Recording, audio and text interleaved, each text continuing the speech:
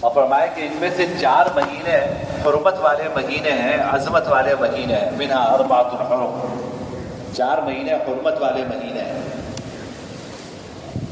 معلوم ہوا کہ یہ جو 12 مہینے ہیں یہ کوئی نئی چیز نہیں ہے، اسلام کے آنے سے پہلے بھی یہی 12 مہینے تھے، محرم سے شروع ہوتے تھے، ذوالحجہ پہ ختم ہوتے تھے، اور اسی طرح یہ سلسلہ جو ہے وہ چلتا رہتا تھا۔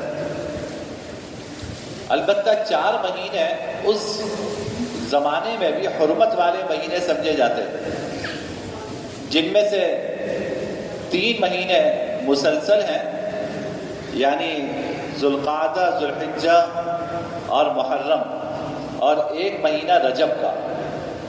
یہ مہینے عربوں کے ہاں عظمت والے مہینے سمجھے جاتے تھے، اور قرآن کریم نے بھی ان کی عظمت کو برقرار رکھا۔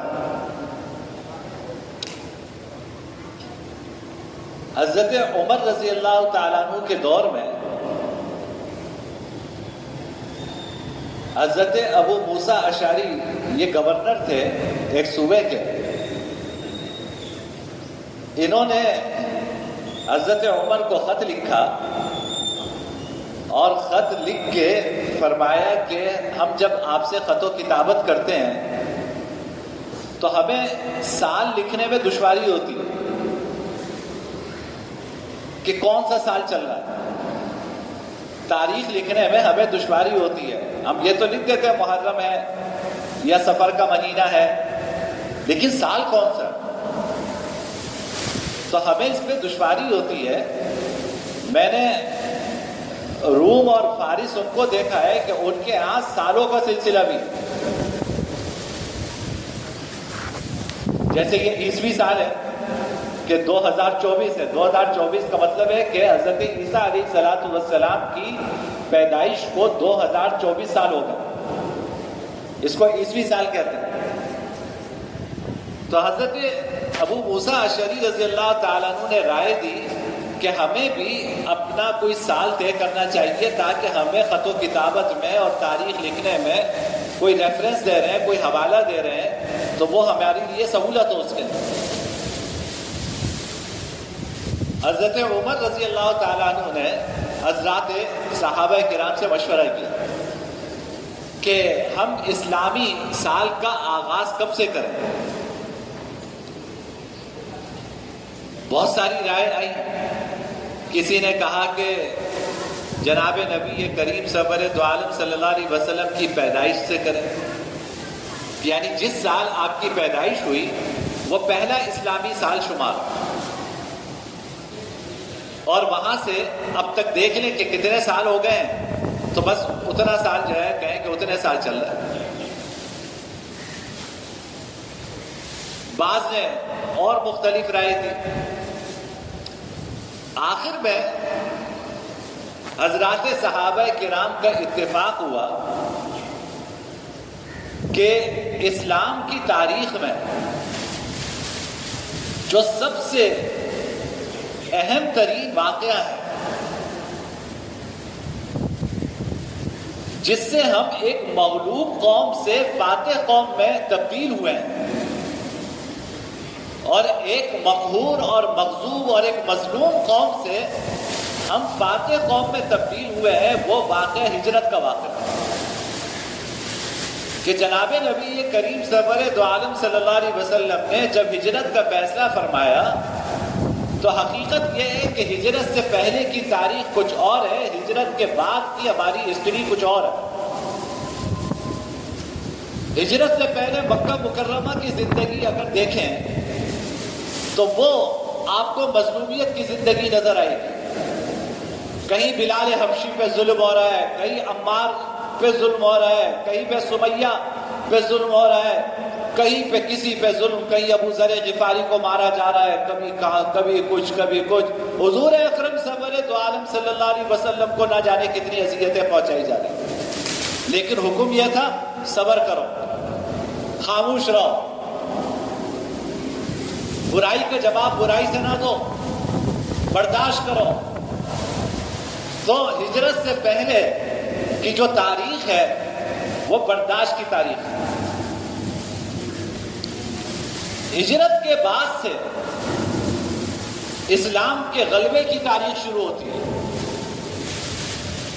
کہ ہجرت گزرے 10 سال نہیں ہوئے، یعنی جب آپ نے ہجرت فرمائی تو آپ کے ساتھ حضرت ابوبکر صدیق تھے۔ مسلمان کتنے لوگ ہوئے تھے آپ انگلیوں پہ گن سکتے ہیں کہ اتنے مسلمان تھے۔ 9 سال گزرے، بلکہ 8 سال، مکہ فتح ہو گیا۔ آخری حج آپ نے 10 ہجری میں فرمایا۔ 1,24,000 صحابہ کرام کی تعداد آپ کے ساتھ تھی۔ جب آپ دنیا سے رخصت ہوئے تو صرف 10 سال کا عرصہ ہے جس میں پورا جزیرۃ العرب آپ فتح کر چکے تھے، یعنی 10 سال کے عرصے میں کایا پلٹ گئی۔ تو حضرات صحابہ کرام نے کہا کہ اسلام کی تاریخ میں ہجرت سے بڑھ کر کچھ نہیں ہے۔ ہماری تاریخ جو تبدیل ہوئی ہے، ایک مفتوح سے فاتح بنے، مظلوم سے فاتح بنے، یہ ہجرت کی وجہ سے بنے۔ تو ہم اپنے اسلامی سال کا آغاز ہجرت کے سال سے کریں، ہجرت کے سال سے کریں۔ چنانچہ یہ طے ہوا کہ جس سال جناب نبی کریم صلی اللہ علیہ وسلم نے ہجرت فرمائی ہے وہ اسلامی تاریخ کا پہلا سال ہو۔ تبھی آپ کو پتہ ہے کہ اسلامی سال کو سنہ ہجری کہتے ہیں، اسلامی سال کو سنہ ہجری کہتے ہیں، اور دوسرے سال کو سنہ عیسوی کہتے ہیں۔ یہ جو جنوری فروری 2024 سے جو سال چل رہا ہے یہ سنہ عیسوی ہے، شمسی سال ہے، اور اسلامی سال کو سنہ ہجری کہتے ہیں کہ ابھی 1446 شروع ہوا ہے، 1446 شروع ہوا ہے۔ اب صحابہ کرام نے کہا کہ ہجرت تو آپ نے ربیع الاول میں فرمائی تھی، تو اسلامی سال بے شک ہجرت کے سال سے آغاز ہو لیکن پہلا مہینہ ربیع الاول کو شمار کرنا چاہیے۔ تو حضرت عمر رضی اللہ تعالیٰ عنہ نے فرمایا کہ میں اس بات کا گواہ ہوں کہ ہجرت تو ربیع الاول میں فرمائی، تیاری محرم سے شروع کر دی تھی، اس لیے ہم اپنے سال کا پہلا مہینہ محرم کو قرار دیں۔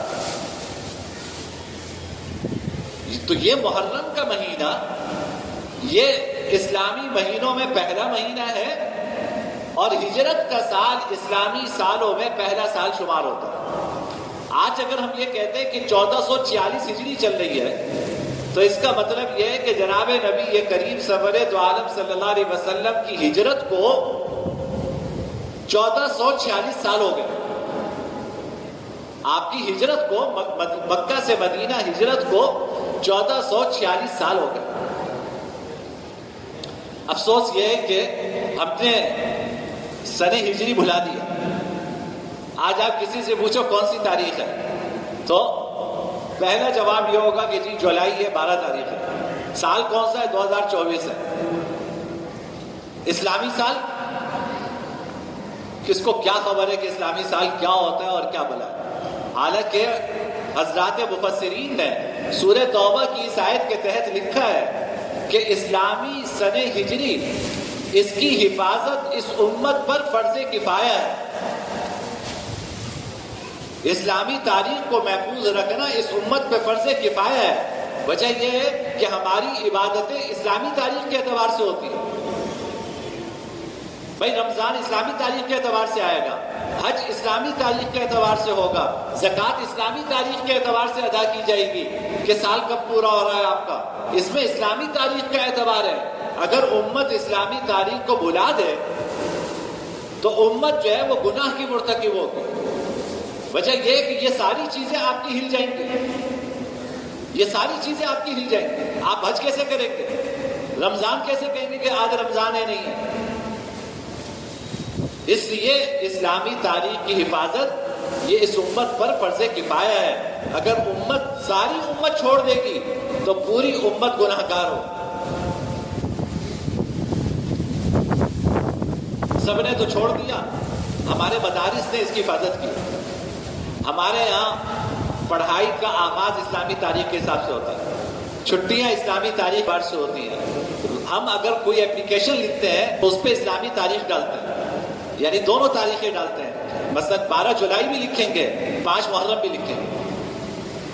یہ ہمارے بڑے یہ سلسلہ شروع کر کے گئے تاکہ کم سے کم کوئی تو طبقہ معاشرے کا ایسا ہو جو اسلامی تاریخ کی حفاظت کر سکے اور یہ بتا سکے کہ آج اسلامی سال کون سا ہے اور اسلامی تاریخ کون سی ہے. ہماری تاریخیں اس سے وابستہ ہیں. تو یہ اسلامی سن ہجری کا آغاز تھا اور یہ اس کا پس منظر تھا. اب یہ جو محرم کا مہینہ ہے, حضرت حسین رضی اللہ تعالی عنہ کی شہادت, بلکہ المناک اور دردناک شہادت, یہ تو بعد میں پیش آئی. اس محرم کے مہینے کی عظمت اور احترام اسلام سے بھی پہلے سے تھا.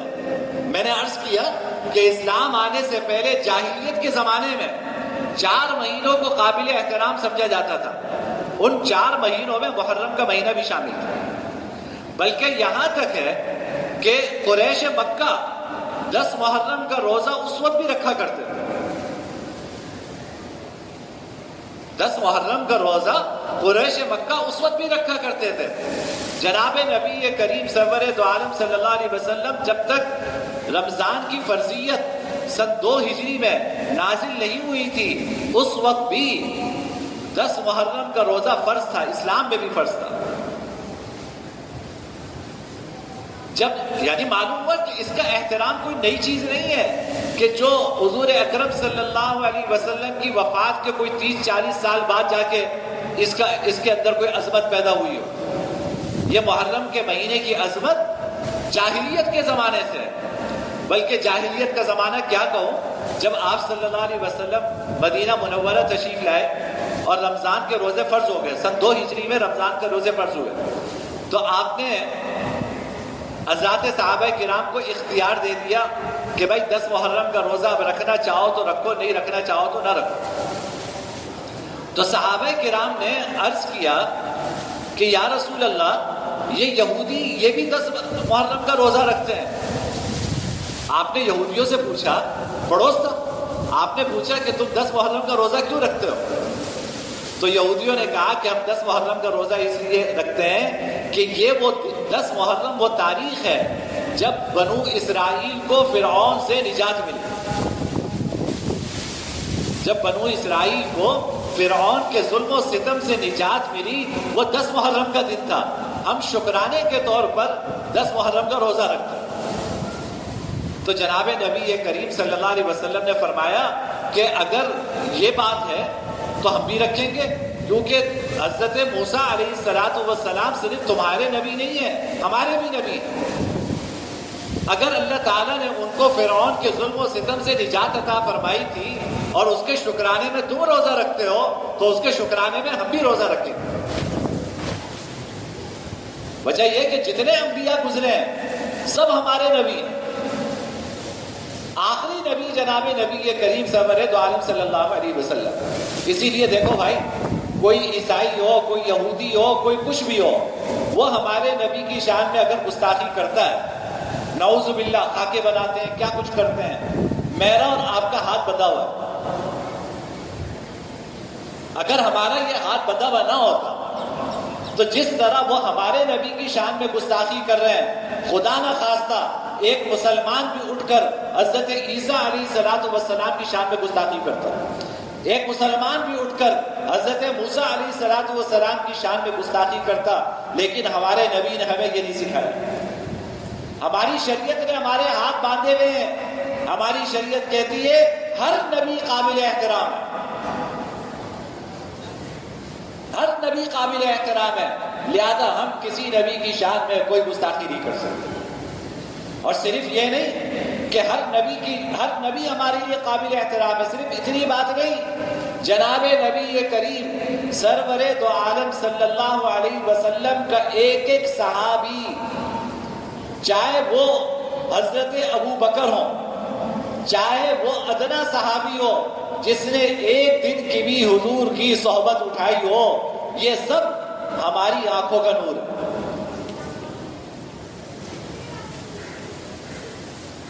ہمیں بڑی تکلیف ہوتی ہے جب ہم ایک فرقے کو دیکھتے ہیں کہ نعوذ باللہ وہ حضرات صحابہ کرام کی شان میں گستاخی کرتا ہے، ان پہ تبرہ پڑتا ہے، ان کو برا بھلا کہتا ہے، خون کھولتا ہے۔ میرے باپ کو اگر کوئی گالی دے گا میرا خون نہیں کھولے گا۔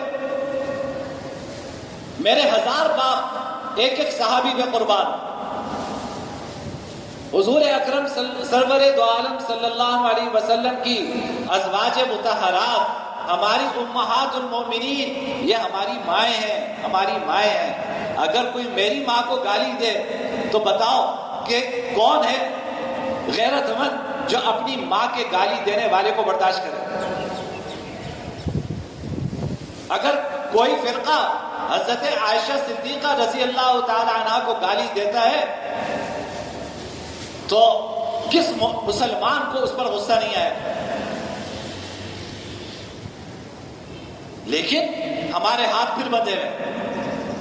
ہماری شریعت یہ کہتی ہے کہ اگر کوئی تمہارے صحابہ کو گالی دے، برا بھلا کہے، تم کسی صحابی کی شان میں گستاخی نہیں کر سکتے۔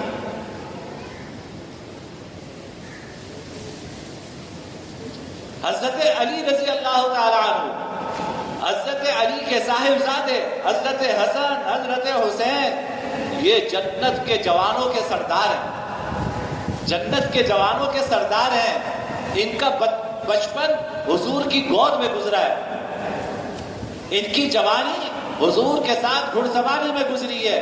تو میں اور آپ یہ کیسے تصور کر سکتے ہیں کہ میں حضرت حسن، حضرت حسین رضی اللہ تعالی عنہ اور ان کی اولاد کے بارے میں کوئی غلط الفاظ میں اور آپ اپنے منہ سے نکالیں؟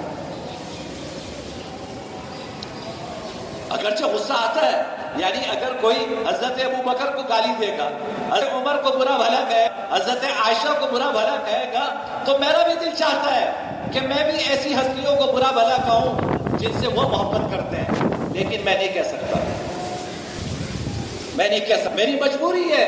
وجہ ہے کہ ایک ایک صحابی حضور کے اہل بیت کا ایک ایک فرد یہ ہم آنکھوں کا ہے، ان کے بارے میں ادنفس اپنے منہ سے نہیں، ان کے بارے میں غلط تصورات اپنے دلوں میں نہیں لا سکتے۔ میری شریعت نے مجھے یہ سکھایا، میری شریعت نے مجھے گالی کا جواب گالی سے نہیں سکھایا، میرے دین نے مجھے گالی کا جواب گالی سے نہیں سکھایا۔ اب آپ اس کو میری کمزوری سمجھیے یا میری شریعت کی اچھی تربیت سمجھیے، میں یہ کام نہیں کر سکتا۔ آپ کمزوری سمجھتے ہیں سمجھیے، لیکن میں اپنی شریعت کے ان احکامات کو نظر انداز نہیں کر سکتا، اور میں کسی بھی مقدس ہستی کے بارے میں غلط الفاظ نہ اپنی زبان سے نکال سکتا ہوں نہ اپنے قلم سے نکال سکتا ہوں۔